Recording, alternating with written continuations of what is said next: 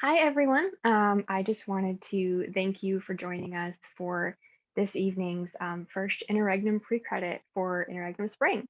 Tonight's event is called Perspectives on Gilead, and we are fortunate enough to have three of our professors who have been kind enough to agree to talk about their own reactions to reading the Marilyn Robinson's Gilead. So please join me as we welcome Drs. Griffith, Dr. Carl, and Professor Wilkinson as they share with us their perspectives on Gilead. So we're going to go ahead and get started with Dr. Carl. Before we begin, I want to remind you all to make sure that you submit a question or fill out the Google form, both of which will be accessible through the Zoom chat at this event.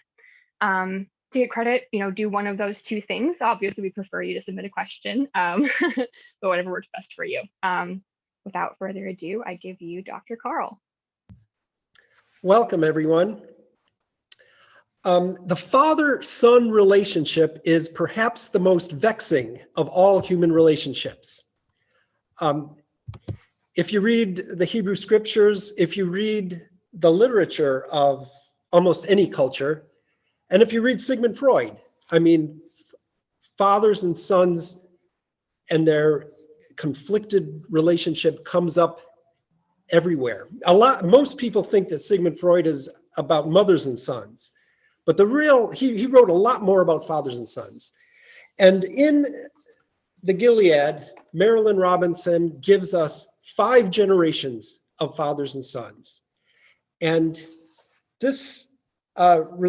these relationships are full of conflict, full of fractures. There are 5 generations of John Ames's. The narrator's grandfather, I'm going to call him John Ames the First. And then you have the narrator's father, John Ames the Second. You have the narrator, who is John Ames the Third. You have John Ames's godson, Jack, and his given name is John Ames. And then you have the narrator's 7-year-old son. The narrator is a 76-year-old man. He's dying, and he's writing a memoir for the benefit of his son, who is the 5th John Ames. His son is actually not named in the book, but I think we can assume that he is named John Ames as well. So these relationships, this book is just full of deep, penetrating analysis of father-son conflicts. The narrator's grandfather is a follower of John Brown. He is a Civil War veteran, and he is a warmonger. His favorite Bible verse is, it's not even a Bible verse, but his favorite religious saying is that God is a refining fire. When he starts church in the morning, when he summons his congregation to worship, he shoots a bullet in the air. Instead of ringing a bell, he shoots a bullet in the air. John Ames's son, John Ames II, is a pacifist. He has seen the havoc that war, how it destroys the people in his father's congregation. There are lots of widows, there are lots of fatherless kids, there are a lot of men in the congregation who have lost limbs or who have been damaged by war. And John Ames II is a pacifist. He leaves his father's church to worship with the Quakers. When John Ames's father acquires his own church, John Ames's grandfather returns the favor. He leaves his son's church to worship in a black church. He says, I want to hear some real preaching. I'm going to go worship in the Negro church. The relationship between John Ames's grandfather and father is so fractured that finally the grandfather leaves Iowa and moves to Kansas, where he dies. One of the narrator's most vivid memories as a child is a kind of pilgrimage that he and his father make to his grandfather's grave. And at the grave site, they witness a miracle. It comes in the form of a natural phenomenon. And I'm just going to read from the text. Then I realized that what I saw was a full moon rising just as the sun was going down. Each of them was standing on its edge with the most wonderful light between them. It seemed as if you could touch it, as if there were palpable currents of light passing back and forth, or as if there were great taut skeins of light suspended between them. My father said, I would never have thought this place could be beautiful. I'm glad to know that. This is a shabby part of Kansas, shabby grave site, and there's this beautiful natural phenomenon. It's a way of God blessing this journey and bridging the gaps in this fractured relationship between the narrator's father and grandfather. This book begins as a kind of placid family memoir. He wants to, the narrator wants to tell his son about his family history. And then Jack shows up. And when Jack shows up, this novel turns into a suspense novel. Jack is the black sheep of John Ames's best friend's family.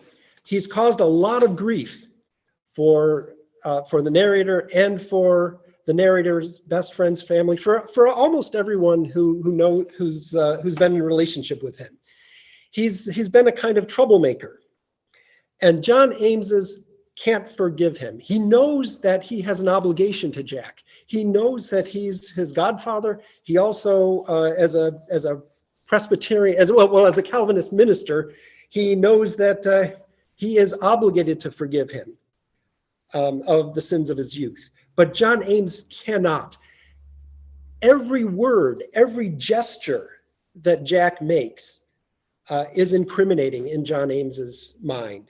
He turns every word and every gesture into some kind of cynical manipulation in the narrator's mind.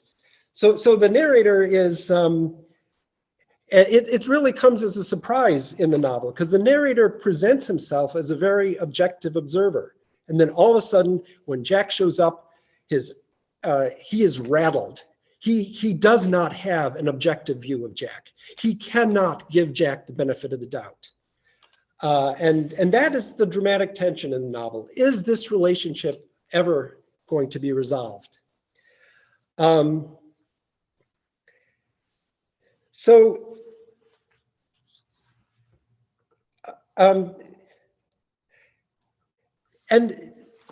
Jack has a son as well. And that is a fractured relationship, because Jack's son is African-American. Jack has a common law wife. Her name is Della, but he cannot legally marry her. He cannot legally live together with his common law wife and with his child. And Marilynne Robinson wrote a fabulous novel just last year. This is a kind of sequel to Gilead. She's written actually several sequels to Gilead.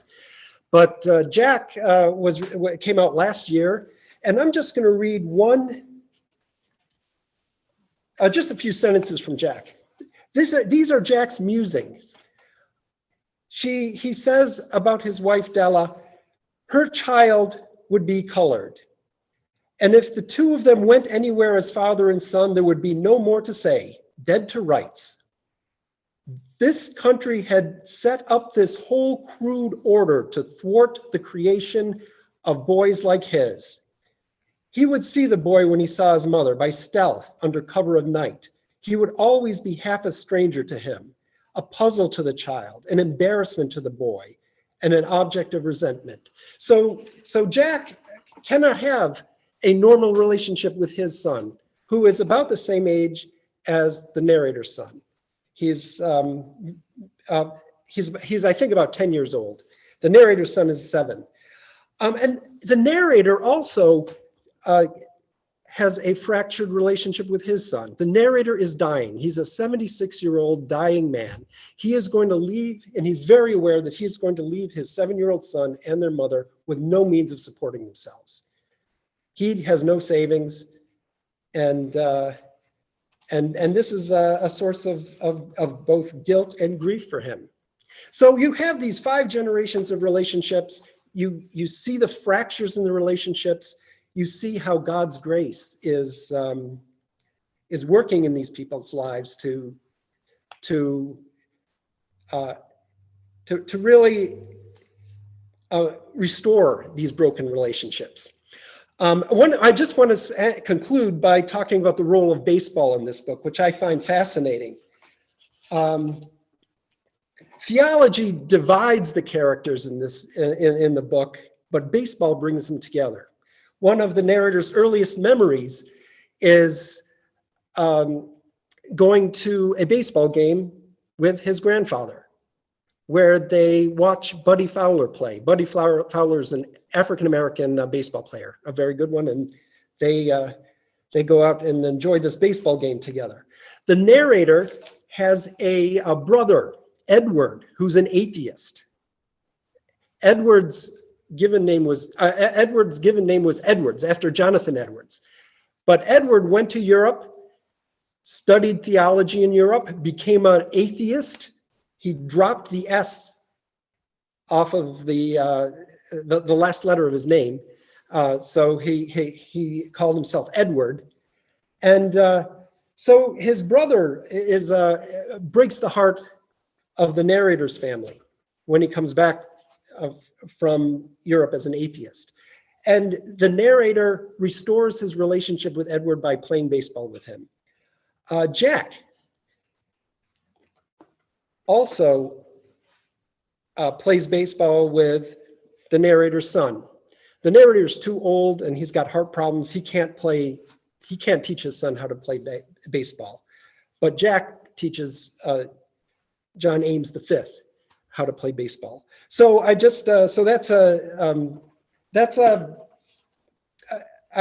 it's an extraordinary illustration of how America's game brings people together in a way that theology can't. So I'm going to stop here and turn it over to Professor Wilkinson.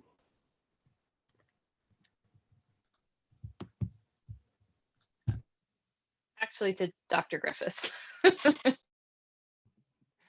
Surprise, it is I, Dr. Griffith. Thank you all for being here tonight. I have been asked to speak about the historical background of Marilynne Robinson's beautiful book, Gilead. So I would like to focus on two historical themes that help us better understand the grandfather. That is, as Dr. Carl mentions, John Ames the First, and then the historical background for the narrator, whose name you could call him John Ames the Third. In each of these historical backgrounds I'm presenting, I'd like to show how Marilynne Robinson is both courageous in how she presents these characters, but also very gentle. She's courageous and gentle in her writing. So she finds things to praise and to blame in both the grandfather, John Ames, and also the narrator, John Ames. The grandfather seems to me to have a zealous but immoderate or imprudent quest for justice. And so I think Robinson praises him for his religious zeal, his simple, matter-of-fact way of seeking justice, but questions the immoderation of his approach. And in order to understand the Reverend John Ames's, the grandfather's campaign for righteous violence against supporters of slavery in Kansas, we need to go back. We need to go back to 1787. In a big way, the debate over the future of slavery in America is a debate about the Western territories. The Western territories. When the rubber meets the road, the question was, would the territories be admitted as free or as slave states? Here's why this mattered. Seats in the Senate are apportioned by state. So regardless of the geographic size or population density, every state gets 2 votes, 2 seats in the United States Senate. Seats in the House are apportioned by population within those states. This means that admitting either a slave or a free state into the Union would tip the balance to one side or the other. This is really about maintaining a balance, especially in the Senate, between slave states and free states. So 4 laws I want to highlight, and this is the history at a 30,000 foot view, but the history of the legal history of slavery in America. The first word is the Northwest Ordinance, passed under the Articles of Confederation and then again under the Constitution. This law, the Northwest Ordinance of 1787, prohibits slavery in the Northwest Territory. So that's in the future states of Ohio, Indiana, Illinois, Michigan, and Wisconsin. My friend who writes on the Northwest Ordinance calls it, the law so nice they passed it twice. It's the first word about slavery in the territories, and it prohibits slavery in the Northwest Territory. The second law is the Missouri Compromise of 1820.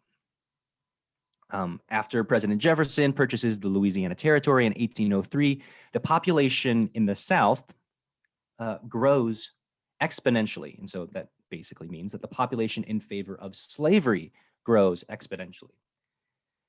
Missouri's entrance into the Union as a slave state would upset the balance. So the solution is a compromise known as the Missouri Compromise of 1820.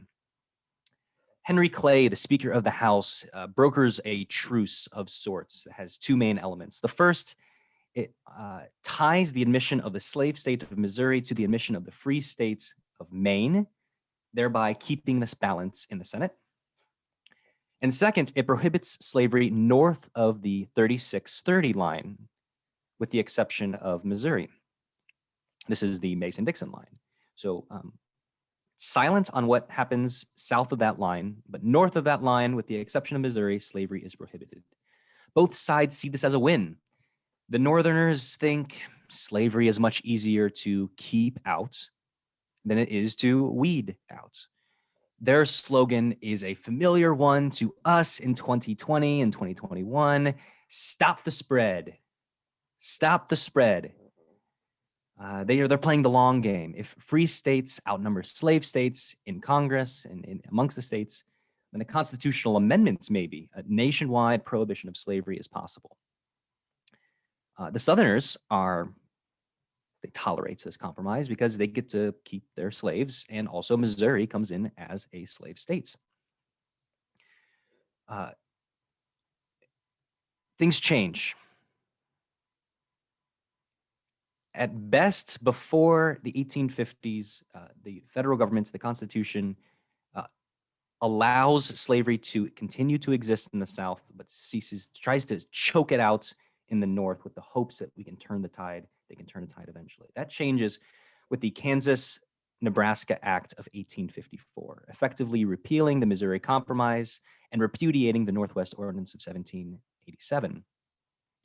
On the basis of popular sovereignty, the law states that slavery can be voted up or it can be voted down by the people in the territories of Kansas and Nebraska.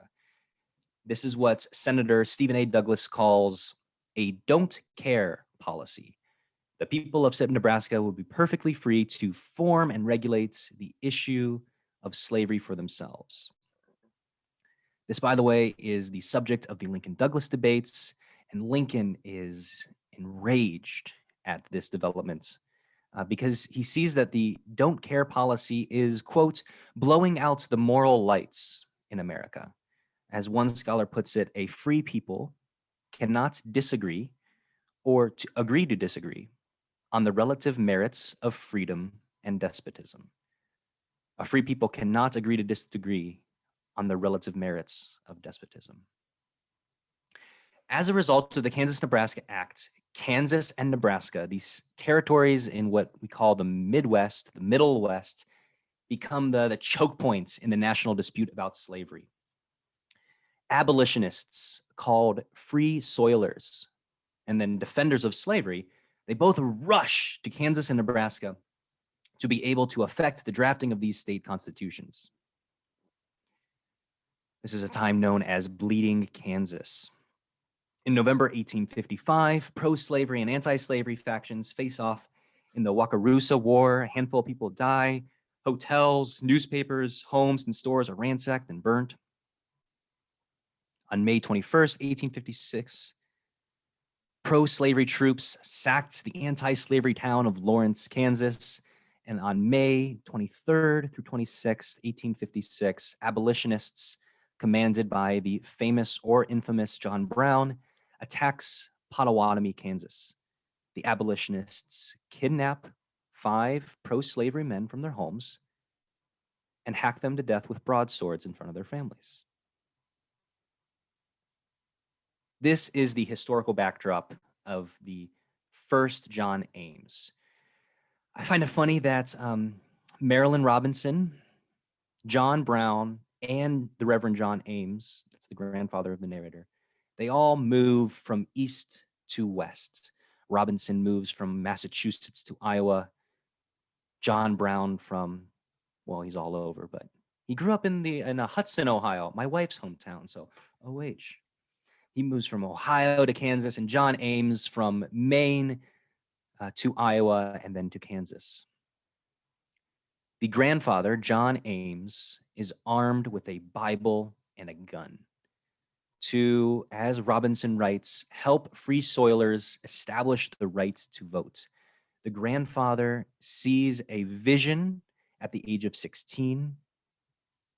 Christ is bound in chains and commands him to free the captives. There's a matter-of-fact simplicity to the first Reverend John Ames.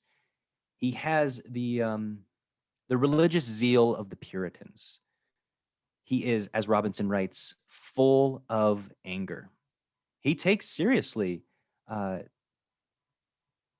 gospel's commands to love your neighbor.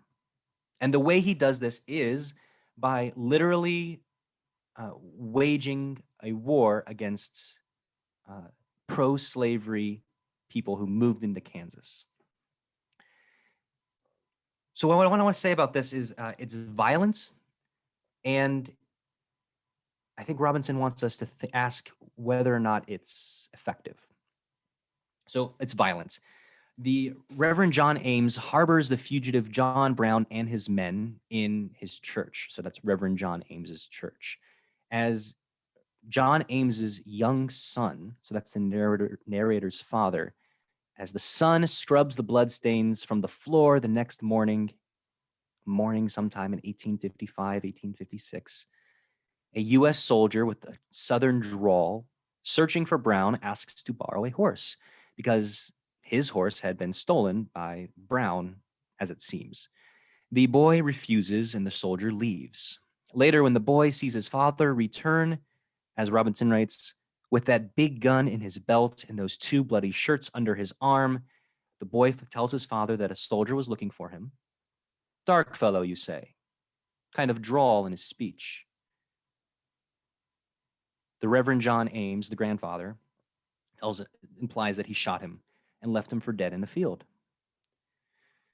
During the war, Reverend John Ames, again, that's the grandfather, serves as a chaplain. He loses his eye, and he is proud to sacrifice for this just cause. He says, to be bloodied is to be blessed.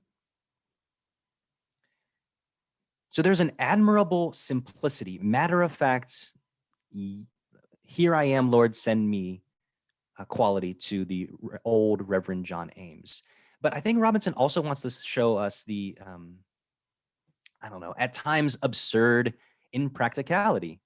A town in Iowa, the townspeople who had gone there to help fugitive slaves escape north and defend their cause, they dig a tunnel under the road between their dry goods store and their stable in order to assist them in hiding fugitive slaves. Ames writes, it is a sort of subterranean civic movement. By the way, these short perspectives that we're giving are no substitute for reading Robinson's Gilead. You simply just must do it for yourself. It's beautifully written. If you want to read about the subterranean civic movement, it's on pages 58 to 63. But, says Ames, they made the tunnel too large and too near the surface of the ground, and they couldn't brace it either. And so when a visitor comes down the road with his large horse and stops to ask, what's the name of this town? The tunnel collapses. The dust settles, and his horse is shoulder deep in a huge hole in the middle of the road. Robinson writes, and when the people came out to ponder this calamity and took note of his bewilderments, they thought it best to be bewildered too.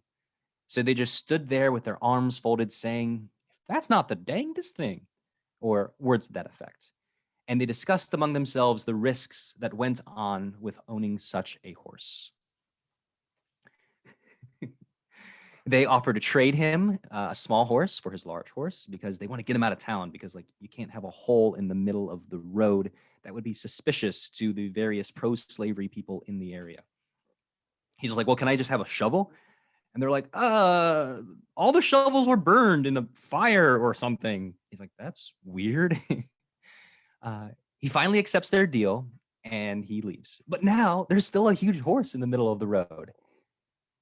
Robinson writes in the word, as John Ames narrates, one lapse of judgment can quickly create a situation in which only foolish choices are possible. The townspeople move a shed on top of the horse at a diagonal because the horse is too big. There is a black man, a fugitive from the South, hiding in the dry goods store, and he is holding in his laughter. He's trying to suppress his laughter. It bubbles up and he has to stop. He tries to stop and then it comes out and he runs away. Ames writes that the townspeople try to overtake the fugitive in order to give him food and supplies. I thank y'all kindly, but I think I'll do this on my own, he says. I think it's a comical way of saying that good intentions don't count for much if, as a result, you're still hunting down fugitive slaves. Obviously, it's not the same thing as the people from the South are trying to do, but it's a comical way of questioning how effective these townspeople really are. The townspeople realize that a shed in the middle of the road is not a whole lot better than a horse in the middle of the road. So they eventually remove the horse and try to fill in the hole. Well, they try, but it's impossible to pack down. And so they end up moving the town half a mile down the road.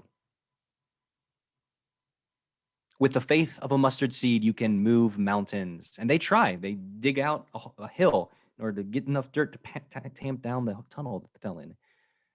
With the faith of a mustard seed, you can move mountains, but without practical wisdom, hard won by years of experience, I think Robinson's asking us, what good is it?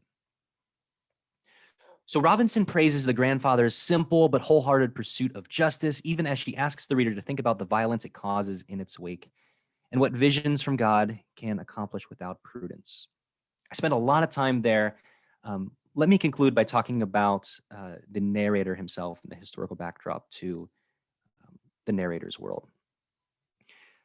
Robinson, again, is courageous and gentle with this septuagenarian preacher with years and years of experience. I think she finds a lot to praise in his life, especially his attention to the sacramental character of ordinary life.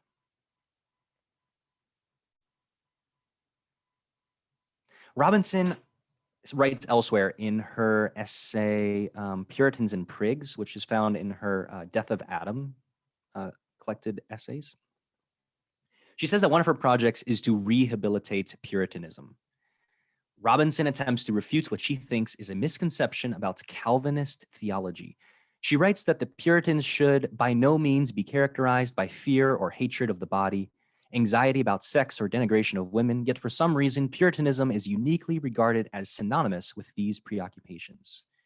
So Robinson writes John Ames as someone who revels in the quotidian beauty of this life. The quotidian beauty of this life. He finds the extraordinary in the ordinary. Ames is at home in the world, despite ultimately being at home in heaven, because this world is a mirror. In his sermons on Job, Calvin asks, what does God offer the earth to us? Why does God offer the earth to us as a mirror?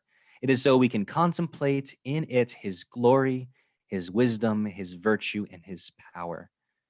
Following Calvin, Robinson writes in one of her essays that a theology for our time should help us know that being is the theater of God's glory. Ames writes on page 53, existence seems to me the most remarkable thing that could ever be imagined. A good example of this is on pages 27 to 28. He says at the bottom, this reminds me of joy. It reminded me of something I saw early one morning a few years ago as I was walking up to the church. There was a young couple strolling along half a block ahead of me. The sun had come up brilliantly after a heavy rain, and the trees were glistening and very wet. On some impulse, plain exuberance, I suppose, the fellow jumped up and caught hold of a branch, and a storm of luminous water came pouring down on top of the two of them, and they laughed and took off running. The girl sweeping water off her hair and her dress as if she were a little bit disgusted, but she wasn't.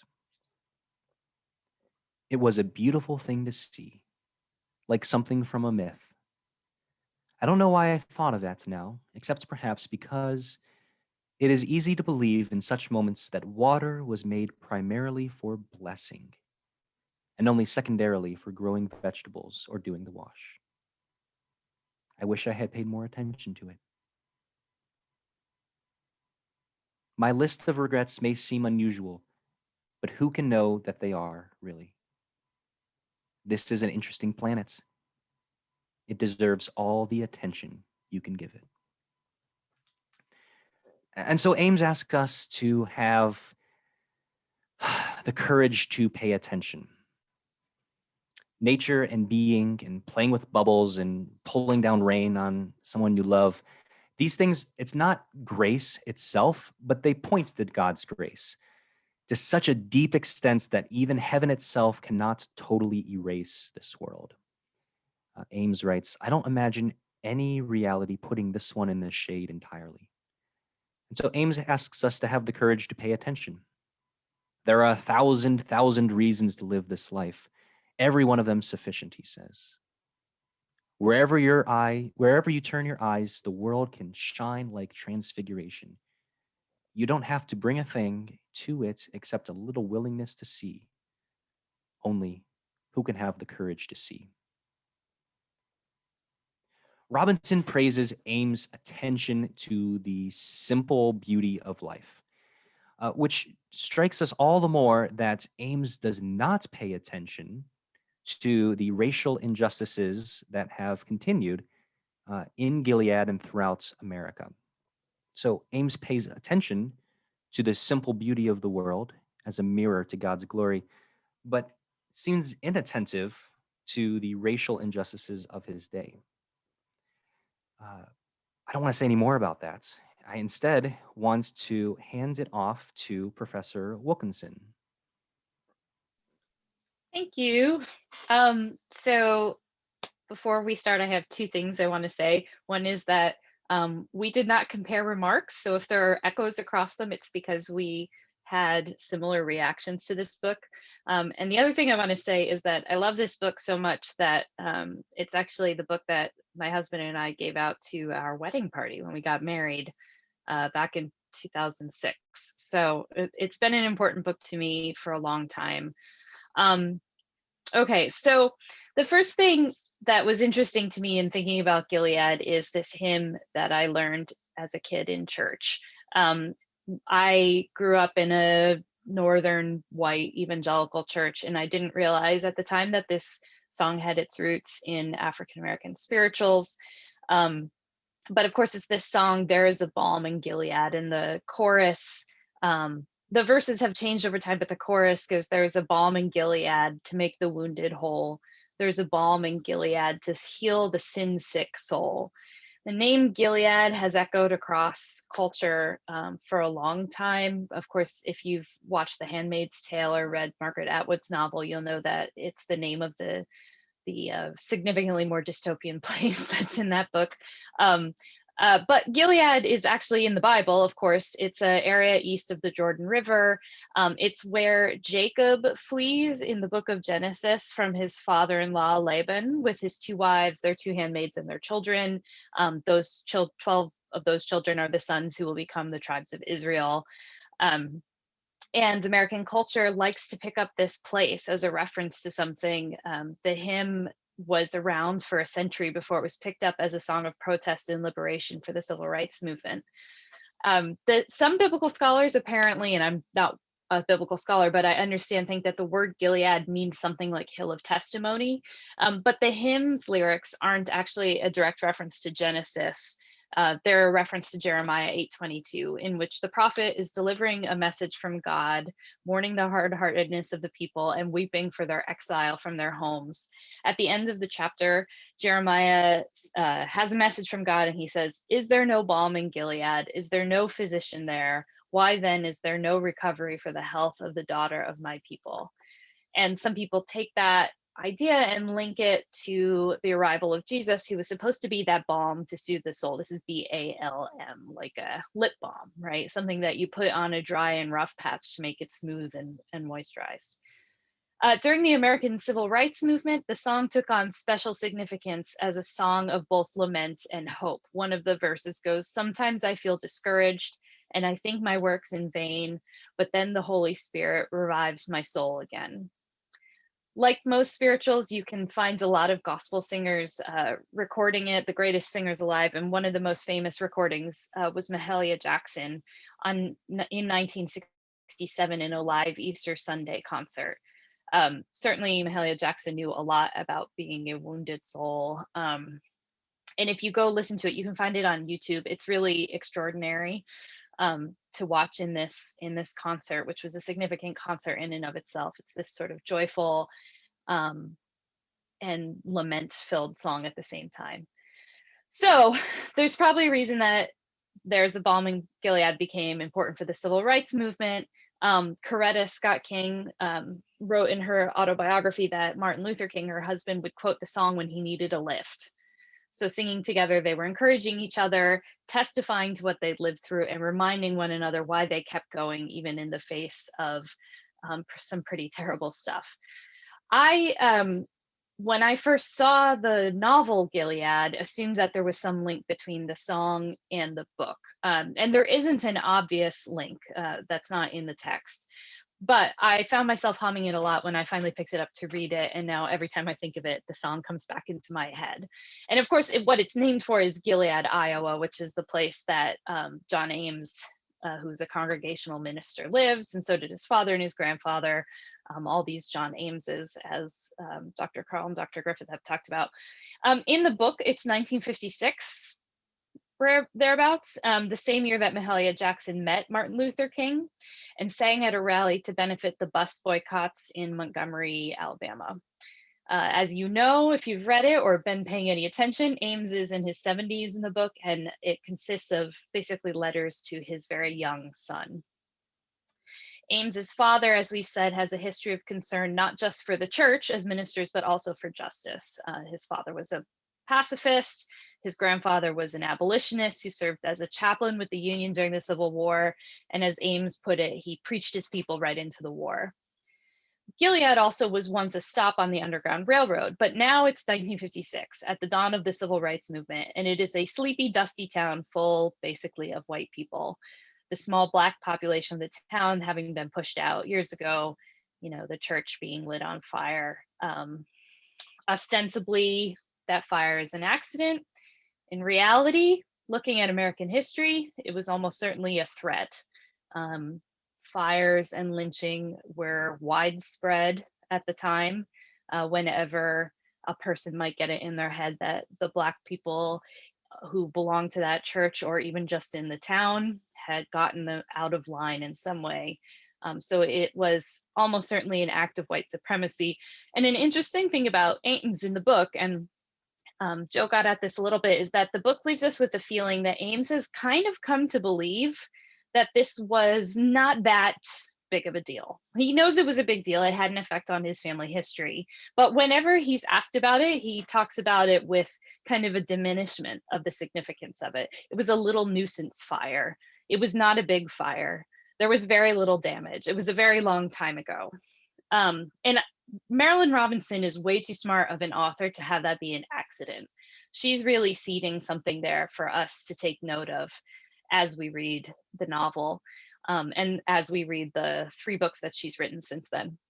So midway through the book, Ames is surprised when Jack returns. We know who Jack Boughton is now, and at first Ames doesn't trust him, but we get to watch him through his letters kind of come to understand who Jack is and what he's doing there. Jack reveals to Ames that back in Tennessee, where he's been living for decades, he has a common law wife and a child, and they haven't married legally because she's Black and it's against the law there. Iowa is only, interestingly, Iowa is one of only 2 states that never had laws against interracial marriage.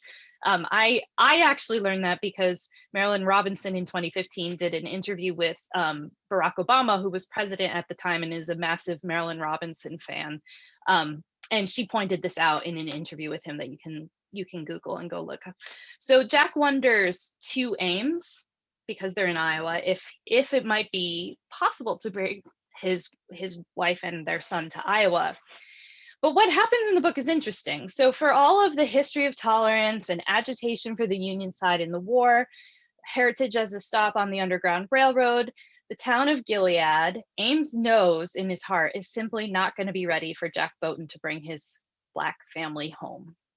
Ames, after thinking about it, tells him that much. And Jack kind of knows it already.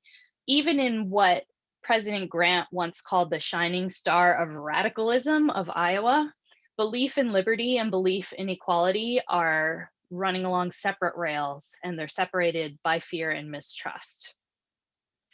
Robinson has gone back to Gilead in her later work. The first one was called Home, then there was a novel called Lila, and then Jack, which came out this year, as Dr. Carl said. In the book Home, we revisit Jack's return through the eyes of Glory Boughton, who is his sister. She housekeeps for their father after her own marriage fell apart. In Lila, we see sort of the same events through the eyes of John Ames's wife, who is herself a migrant with a kind of sordid past, who never really feels at home in Gilead because she feels as if she's always being judged, though her husband sort of barely notices that. I actually haven't had time to read Jack yet, although it's on my shelf. I'm excited. I think Jack Boughton is probably one of the most interesting characters in American literature. But I know that it's the first of these books to really directly address race head on instead of talking around it. In that book, Jack is in Missouri, so it backtracks a little bit, having just been released from prison, and he's fallen in love with Della Miles. Della is the daughter of a Black bishop's daughter and is the woman who eventually becomes his common law wife, since they can't legally marry due to the racist laws. Della is the only person he's met who believes that Jack is worthy of redemption. Even Jack doesn't believe that. And it's illegal there for Della and Jack to be in love. I was reading reviews of the novel, and it's interesting. I read this in one review. This is a quote: "Jack is not a novel that offers answers to the urgent moral question of American racism, nor should it. were Robinson to present a roadmap for overcoming racial inequality disguised as a love story, both the novel's suggestions and its romance would almost certainly become suspect at best. Instead, she traces a relationship from its complicated inception to its immensely troubled and moving maturity. And in so doing, she asks American readers to consider both the cruelties of our country's racist recent history and the utter potential for white Americans in particular of accepting that we are intrinsically able to do harm. That acceptance brings Jack closer to both love and grace. For our country, who knows, it could well do the same.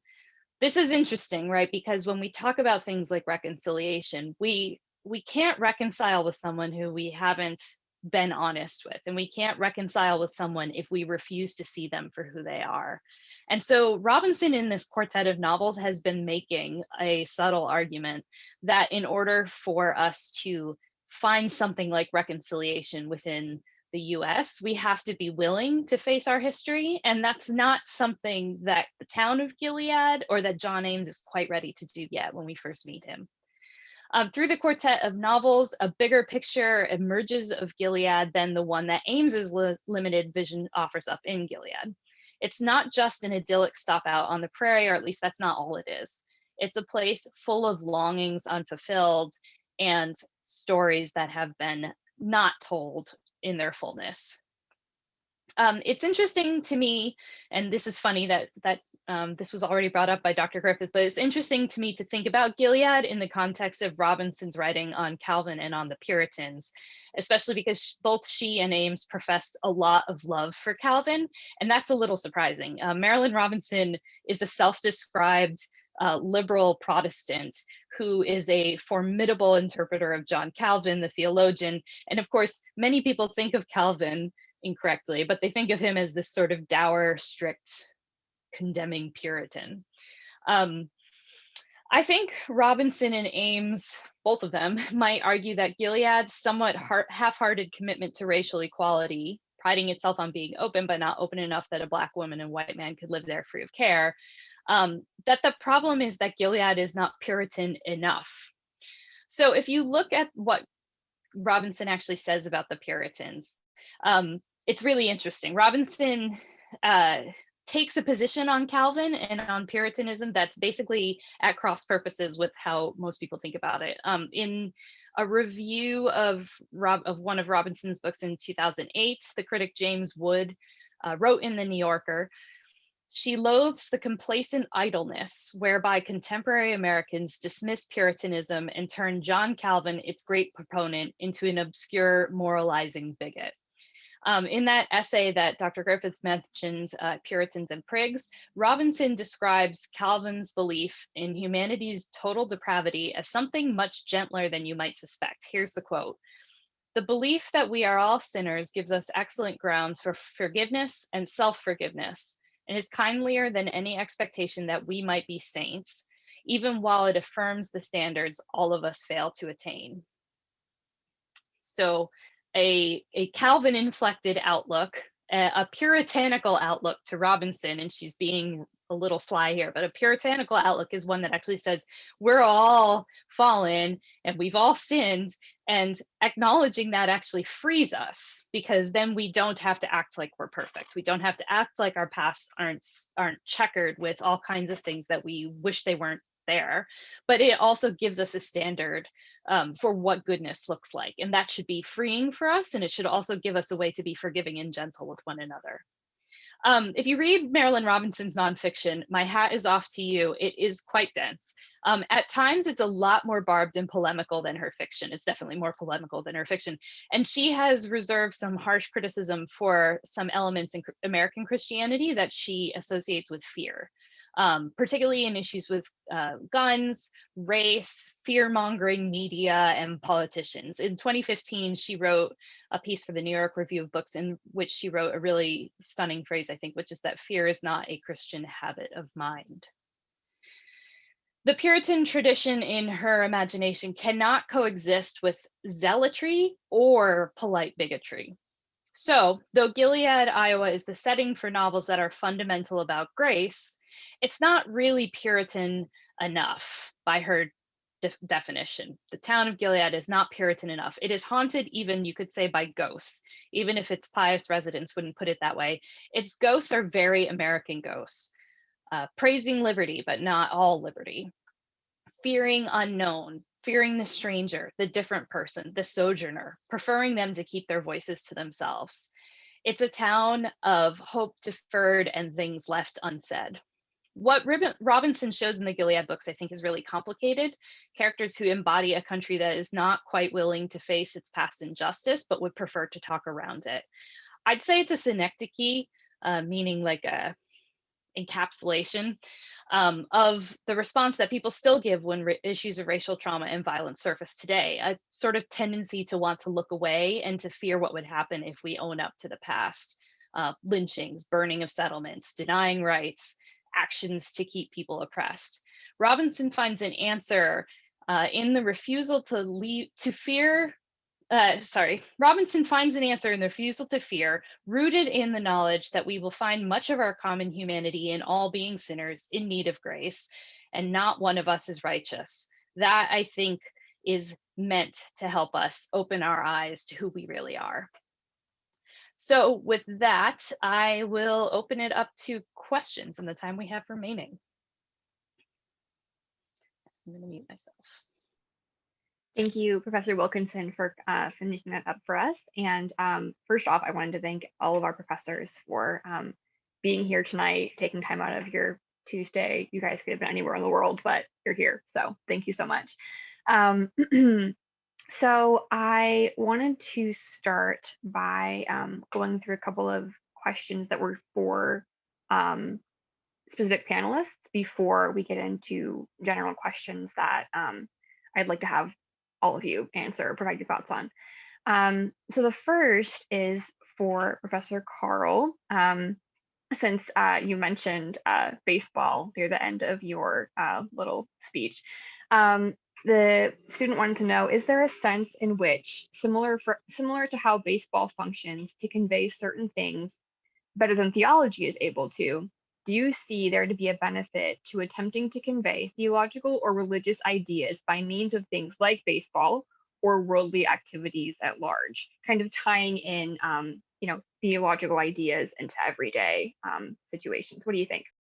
Well, I think that Dr. Griffith did a very good job of talking about how Marilyn Robinson sees in everyday life the sacraments. The sacraments are everywhere. They are in the rain, water. They are in the meals we eat. I mean, she sees the Eucharist. She sees baptism everywhere. We live in a sacramental world, and baseball is part of that. Baseball is a means of imparting grace to people, and to relationships. I mean, as a father with two boys, I see this. We can communicate through sports in a better than in any other way we can communicate. I mean, it's a way that you can really break the ice. I mean, I know that in our church we have this mentorship program for young boys in the neighborhood, and sometimes a guy will come to me and say, well, I'd really like to be a mentor, but I know nothing about boys and I know nothing about, I said, can you bounce a basketball and grunt? And he says, yeah. Oh, I said, you can mentor a boy. I mean, it's extraordinary how sports works in that way, and especially in this culture. I mean, you look at the political cleavages in this culture. And I was talking to a baseball writer just yesterday, and he was telling me, I sometimes wonder why I'm doing this. Why am I, can't I spend my life doing more important things than writing about games? And my response is, sports dilutes people's interest and passion for politics. Anything that dilutes people's interest in politics or passion for politics is probably a good thing. It's probably serving this culture in really beautiful ways, because yeah, men go to a bar and they stand around and talk about sports rather than about politics, and I'm really grateful for that. So anyway, that's a rambling answer. I'm sorry, but yes, I think it's part of Gilead, of Robinson's sacramental vision. What's extraordinary about her is she writes so perceptively about men. I mean, this book is full of men and about fathers and of sons, and she's never been a father or a son. And she really is able to get inside their minds. Yeah, there are very few women in the book that are vivid like the men are, in this book at least. I know she's written others like Lila and that are centered on female characters. Awesome, thank you. Okay, and then Dr. Griffith, this question's for you. And Professor Wilkins, you talked about this a little bit in your speech as well, so feel free to weigh in if you'd like. Fritz wants to know, do you think Robinson's quest to rehabilitate Calvinism spurs on the repeated theme from Ames that, quote, I'm not going to try to force some theory on a mystery. I'm sorry, my question is blurred out right now. On a mystery and make foolishness of it, end quote. Contrary to a lot of Reformed emphasis on systematic theology. Yeah. Yeah, that's a great question. Something we didn't talk about, which we should, is the conclusion of the book. She uses the term prevenient courage. So this would be something that pre-exists the courage that would enable you to be courageous. We talk about this with prevenient grace. It's a grace that allows you to accept grace. And she says that, well, if we talk about, Ames writes, if we talk about prevenient grace, we should talk about prevenient courage. And in an article, Robinson writes, I think it's an interview, actually. She writes, for me, prevenient courage means that you understand that difficult demands might be made on you, and that you are furthermore obliged to be attentive enough to know when a demand is being made. So the courage is not triggered spontaneously by the moment. It is in fact something that will pre-exist to the circumstance in which courage is required. When Calvin says, the only true knowledge of God is born of obedience, he's saying you have to be very alert to the occasions in which God lets you understand what obedience might be. And in that context, obedience and courage are simultaneous. What I'm trying to say is, and I think what Robinson's saying, is that this is less, the book is, it's a long letter to his son. So a friend described it as a slow burn. There's not a lot that happens in it. The plot, I mean, we just described everything that happens plot-wise in the book. But instead of offering a theological systematic treatise, Ames is attentive to the demands that are placed on him rather than trying to categorize the mysteries that are out there through some sort of systematic theology. And so this prevenient courage that he mentions, it's the second to last page of the book, is a way that God would help you have the courage to be attentive to these mysteries and the demands that are placed on you. So I hope that's an answer to Fritz's question. It's rather like receiving the mysteries and like preparing yourself to receive the mysteries rather than like a biologist categorizing the mysteries in some sort of treatise. Absolutely, I don't thank think you I so have a much. lot to, oh, sorry, I don't think I have a lot to add to that, except that it makes me, today in class, we were talking about the difference between abstract theory, kind of us imposing it on our lives, and people who think about philosophy as something that you derive from experience. And I do think that sometimes I have found that the older theologians I know are often the ones who have the most space kind of for the idea that they might be wrong. I think because lived experience is something that the longer we live, the more we know what it is that we don't know. Not that we've learned things, but that we know what we don't know. And we understand where things often are wrong. And I see a lot of that in John Ames, I think. And I think it's pretty congruent with Robinson's idea of what Calvin is all about too.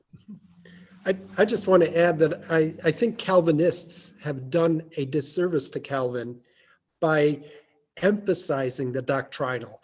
I mean, TULIP, the acronym TULIP is not in Calvin. That is developed by second generation Calvinists. And what we've lost is the mystery in Calvin and the celebration of the sacramental nature of the world around us. And I think that that's something. It's almost like a minor theme in Calvin, but it's one that Robinson lifts up. And she downplays the doctrinal. In fact, John Ames won't talk about the doctrine of predestination. He tells him to go read Karl Barth. He doesn't want to talk about doctrine. And so I do think she's recovering part of Calvin that a lot of Calvinists have lost. Awesome. Thank you all for weighing in. That was really cool. And this next question is for Professor Wilkinson. Thinking especially of the interregnum theme, how can we harmonize Ames's idea that, quote, to be forgiven is only half the gift. The other half is that we can also forgive, restore, and liberate, end quote. And his less than fervent attitude toward the burning of the Black Church. Do you think the three acts of forgiveness, restoration, and liberation are steps or separate actions intended for varying audiences? Well, a couple things. One is I think it's significant that what we're not reading are like recovered letters from a historical figure. We're actually reading a book written by a contemporary novelist who is writing to a contemporary audience, at least now, and someday it'll be in the future. So this is for us, and this is intended for us to take heed. I don't think there's any, we have to remember that layer whenever we read fiction. Of course, Robinson is so good that it can be hard to remember that she's kind of in there as well, but that's what's happening here. So for her, I think she's doing what a good historian would do, as well as a good writer, which is remind us of the past in order to encourage us to not be better, because you can't be better, but to be to live in the light of what was revealed there. And so there is an exhortation to us here to see what Ames is doing, and to recognize like that's something that is in our DNA as Americans, those of us who are Americans. Actually, it's just in our DNA as humans, right? To want to kind of minimize the things that are uncomfortable. It does feel like there's something kind of particularly Midwestern about his attitude as well in some ways, right? That there's just cultural attitudes that we develop as people in order to make living palatable to us, but to also just encourage us to challenge those things, to be clear-eyed about those things. So as far as those steps go, I think they're an ongoing work. It's never ended. It's not like we can finally move past one phase and now we're in another phase. It just continues over and over and over again. Every generation has to learn from the mistakes of the previous one, and work towards something good, and then recognize that the next generation is going to do the same thing. And that's good. That's how humans are. That's the inevitability of being human. And I think that these books are a great way of looking at that, because what she doesn't do is say, look at this guy, isn't he so bad for covering something up? Instead, she really loves him.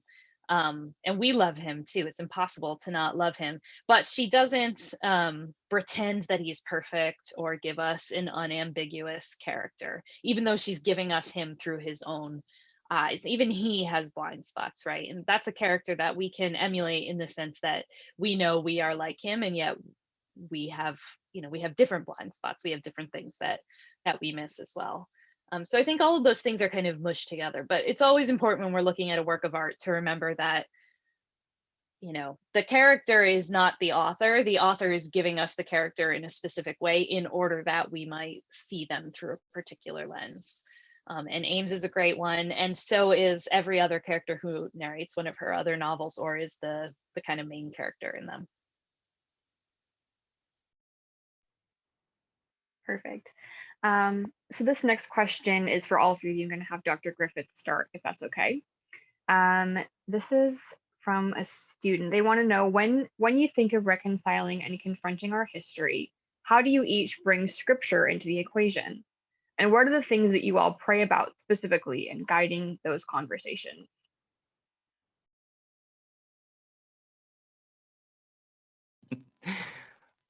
Yeah, thanks for telling me to go first, because I would not have gone first. What would I pray? How do I think about it, and what do I pray for?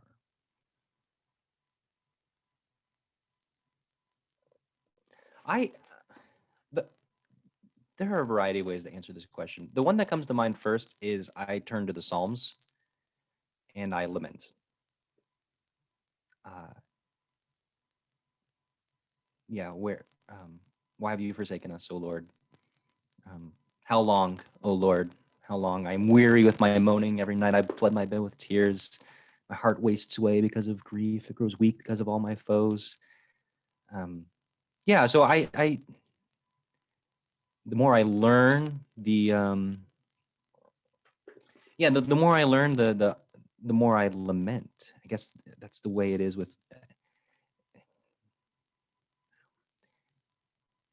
I think one sign of knowing that you are growing in your faith is that you are um, more and more aware and eager to repent and to avoid your sin.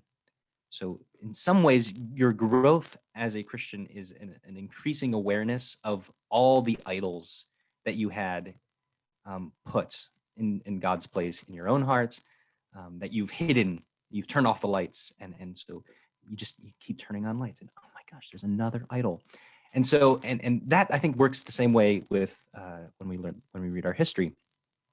We uncover more and more things. So the first thing I try to do is lament, and I try to lament by reading the Psalms.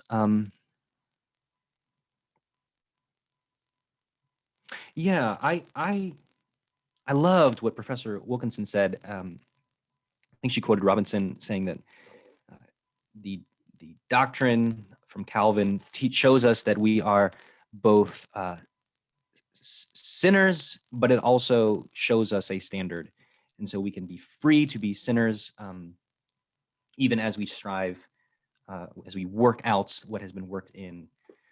I love that, and I find Robinson's work to be really freeing, because when I abstract from the novel, I expect John Ames, the narrator, to be much better at reconciling with a guy who did some mean things to him 30 years ago.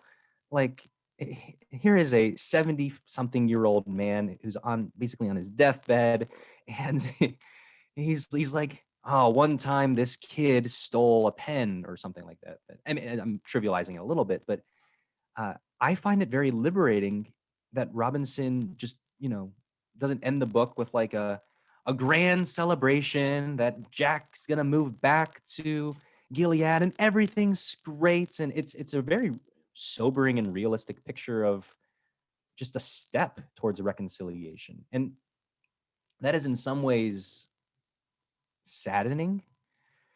And I think Professor Wilkinson is absolutely right to point to the fire at the African American church. And I mean, I think Robinson asks us to consider that reconciliation with Jack is not ultimately possible because John Ames has not taken steps to work towards racial reconciliation in this town. He's been complacent, and so, I mean, ultimate reconciliation on this earth in Gilead is not possible for Jack, at least in this novel, because Ames hasn't done the hard work. So that's odd to say that that's freeing. What I'm trying to say is I lament and then I strive, but I realize that I'm not going to get that far. That sounds saddening. I don't mean this to be depressing. What I'm trying to say is it's freeing to be faithful with what little I can do. That sounds trite. Does someone want to rescue me from this? Like, does anyone understand what I'm trying to say? It's freeing to me that John Ames is this super Christian, but still has such a difficult time forgiving Jack. Not to mention being attentive to the racial injustices in his town. All right, I struggled through that. It's someone else's turn. Well, I just want to quote it at the very, very end of the novel. After the narrator has been through this ordeal with Jack, he says, this is on page 242, to play catch in the evening, to smell the river, to hear the train pass. These little towns are bold ramparts meant to shelter such peace. And I really was thinking about what Alyssa said about he's living in America in the 1950s. Eisenhower is president. This is a town which is all white. All the characters in this book are white. The blacks have been driven out of the town. This town has achieved a kind of peace and tranquility and beauty and community. But at what cost? The characters in this town, with the exception of Jack, are really ignoring the pathologies that exist in the country and the injustices and the anti-miscegenation laws and the racial segregation that exists at their doorstep, and the civil rights movement that's just beginning. You know, these are all very distant and easy to ignore, easy to tune out. Yeah, I mean, when I think about reconciliation, I said this, but when I think about reconciliation, I think about the impossibility of becoming reconciled to something that you refuse to see for what it is, or even worse. So I've been reading a lot of Hannah Arendt, who is not the Bible or a Christian, but certainly thought a lot about the Bible, and Saint Augustine. And I've thought about her a lot because I was writing a chapter in a book on her, and you know, she has this concept that we have to love the world. And what she means by that is we have to be able to look at the world and actually love it for what it is, not for what our idealized portrait of it is. And we have to be able to see the other that way. Like, we actually have to be able to look at someone and see them for their faults, for what's beautiful about them, and actually see who they are before we can love them. So she says we can't love, this is actually quite controversial, but you can't love a group of people in the abstract. You can only love individual people. You can respect people, you can care for people in the abstract, but you can't love a person unless you know the person individually. So she, for instance, wouldn't even say, she'd say, I'm a Jew. I don't know how to say that I love the Jews because I don't know all the Jews. All I know are individual people. And that was what allowed her to have friends with whom she violently disagreed on things. I mean, violently disagreed on things. It also is what allowed her, I think, in many ways, to have an impact, is that she thought about sort of the particularities of people as the thing that you love. And she drew a lot of that from her thesis work as a student, which was on St. Augustine and John. the Apostle John. So thinking about it that way makes me think again about reconciliation, which I always encountered as a term as a kid in churches that were like racial reconciliation, but usually what they seemed to mean was just like sometimes our white church will like have an event with a church that is like mostly Latino, right? Or something like that. And that was, that's not reconciliation. That's like step one in a process inching towards something like reconciliation. We're not admitting anything there. Nobody's having a conversation about pain points. We're just maybe sharing a table and some music or something.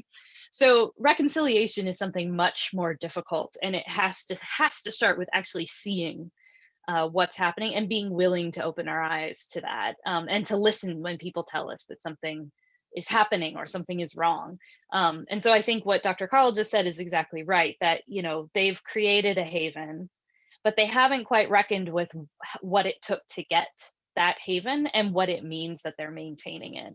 And that's, you know, that's the first step perhaps that would have to happen in reconciling. And interestingly, the foil is Jack, who has fallen in love with a particular woman and raised a particular child. And that's something, right? That means something at that time.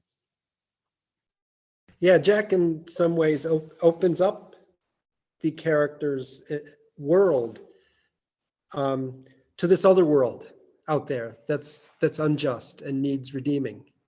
Yeah, if it weren't for Jack, they would just stay enclosed in their haven. There's this, to piggyback off that, Marilyn Robinson gave, I think it was the keynote address at a symposium at Wheaton College, which eventually was turned into a book of essays called Balm in Gilead. And I don't have it in front of me, but she says something like that in this lecture, that it's ironic, and she finds it a good thing, that I think she calls them pious secularists or secular pietists, who see the complacency of Christianity, but might offer us a way back to true Calvinism. I loved how Professor Wilkinson described it, that the people in Gilead are not puritanical enough. That's the problem. They're not puritanical enough. And she says that it's a mystery, but God is gracious, and I don't know, he might honor that. He might honor I can't remember, it's pious secularists or secular pietists. I think it's pious secularists who, like Jack, show the blind spots in the lives of people like John Ames. Well, thank you all. I think we have time for one more question before we close up for the evening. This question starts with a very long quote, so I invite you all to reflect on that while I read it. It's from the book itself, obviously, so there's where we're going. Quote, "I feel sometimes as if I were a child who opens its eyes on the world once and sees amazing things it will never know any names for, and then has to close its eyes again. I know this is all mere apparition compared to what awaits us, but it's only lovelier than that. There is a human beauty in it. And I can't believe that when we have all been changed and put on incorruptibility, we will forget our fantastic condition of mortality and impermanence, the great bright dream of procreating and perishing that meant the whole world to us. In eternity, this world will be Troy, I believe, and all that has passed here will be the epic of the universe, the ballad they sing in the streets, because I don't imagine any reality putting this one in the shade entirely, and I think piety forbids me to try," end quote. The following question is, what do you think about this quote? Obviously, aside from its literary brilliance, what do you think Gilead has to offer Christians in thinking about death and resurrection? Well, I can take a crack at that. This could be a really depressing book. When you really think about this guy's life, he's 76 years old. He's got a 7-year-old son that he's going to abandon to this cruel world. He's got a dying congregation. I mean, after he dies, they're going to sell the church. This is you could view this guy's life as a failure. The narrator's father seems to think his life is a failure. His brother seems to think his life is a failure. You know, it could be a really depressing book. What gives this guy hope is his faith in God, faith that everything he's done is going to be redeemed, that an afterlife awaits him. He's got a really vivid sense of what is to come. I mean, he says it's all of the beautiful things in this world times two. He can't imagine anything more than that, so he just says times two. He knows that his relationship with God is not going to end with death. He knows that his relationship with his son is safe for eternity. And that's what makes this book a hopeful book rather than a depressing book. I can imagine a lot of 76-year-olds in his position would be acutely depressed, looking back on their life as a failure, looking upon themselves as a failure. But he doesn't, and it's because of his vivid sense of God.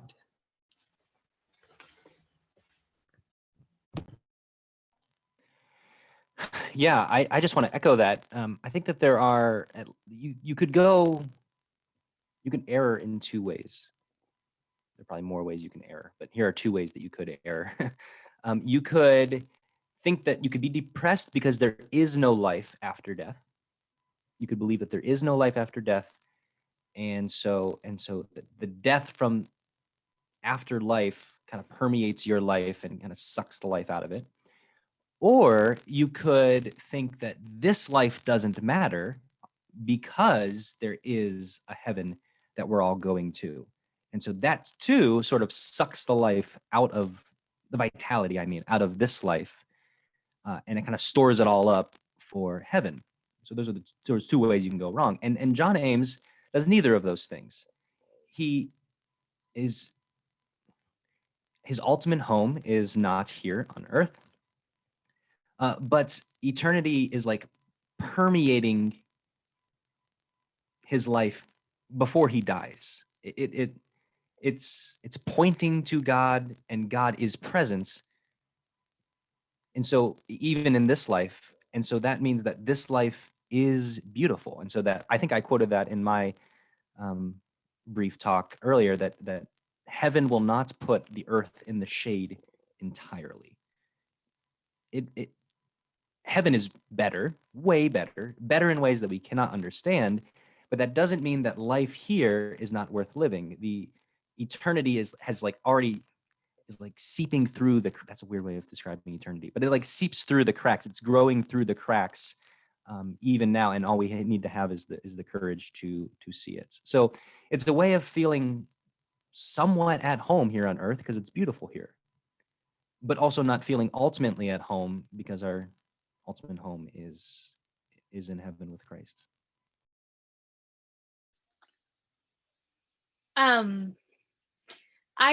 When I read this book, I get the feeling of a character who sees the boundary or the barrier between this life and the next as very not permeable, but almost like it's not it's not like a wall that you cross. It's more like a curtain that flaps around and is a little gauzy. And again, I often get this feeling when I talk to much older people, that they feel this as well, that there's a I think the older you get, where everyone in your life has perhaps been going before you, everyone you ever knew is over there, that there's this feeling of continuity.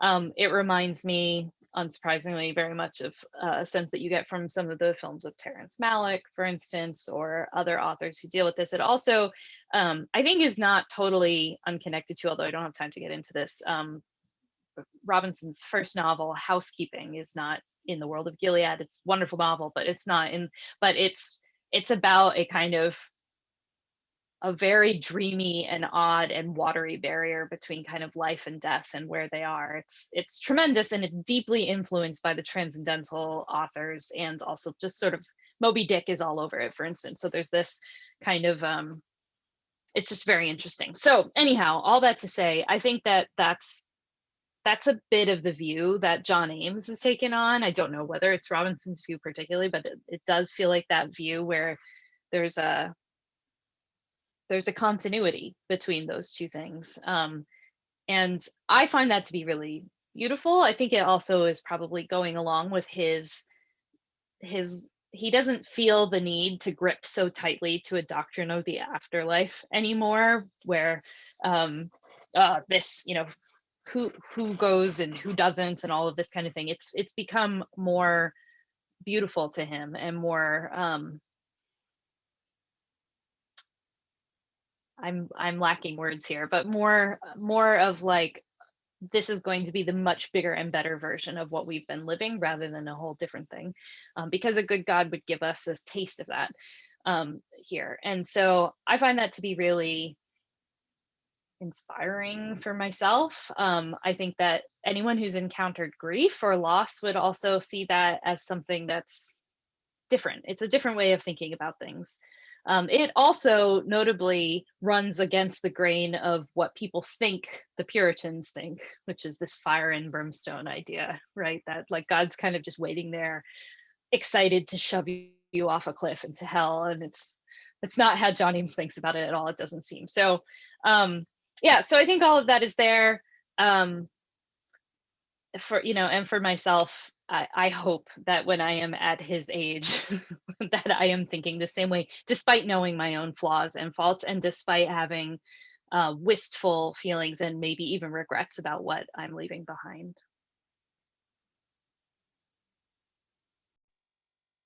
Well, thank you all for engaging in this conversation with us tonight. I know I really enjoyed it, and I wish that we could have our audience of like 50 people applaud for you, but we can't do that, unfortunately. So if you guys see any of these professors on campus or just want to thank them, please do, because like they have given up a lot to be here. Like I know that Dr. Carl is in his church right now because he needed a place with strong Wi-Fi. So seriously, this was amazing. And if you haven't read Gilead already, we of course encourage you to do that. Like we all love it. The committee picked it for a reason. It's an incredible piece of writing. And not just because it's one of the assigned readings for the spring, but because it's absolutely incredible. I want to remind you as well that both Dr. Carl and Professor Wilkinson have written on Gilead previously. Professor Wilkinson's was published in Vox, and Dr. Carl's was in Religion Unplugged this last September. So if you'd like to read those, go ahead and check them out. And I think that's all that I would like to do. If you didn't ask a question, to make sure that you get credit for tonight's event, just make sure that you fill out the Google form that was just put into the Zoom chat, and that'll count you present. So I think that's all. I'm gonna go ahead and end us in prayer, if that's okay with everyone. God, thank you for these amazing professors. And for the fact they were willing to be with us tonight. Thank you that we are privileged enough to be part of an institution that cultivates important discussion and free thought. God, thank you for your sovereignty and for your abundance, and for keeping us all safe in this time. We ask that you would make us eager to repent and to seek your face in everything that we do. And like Robinson says, give us the courage to seek the sacramental character of everyday life. God, I ask that you would continue to be with this community as we, continue to try to figure out what pursuit of you looks like. Continue to keep us safe through this winter weather. And I ask that you would watch over us as we pursue you. In your precious and holy name. Amen. Thank you again, and have a great rest of your night.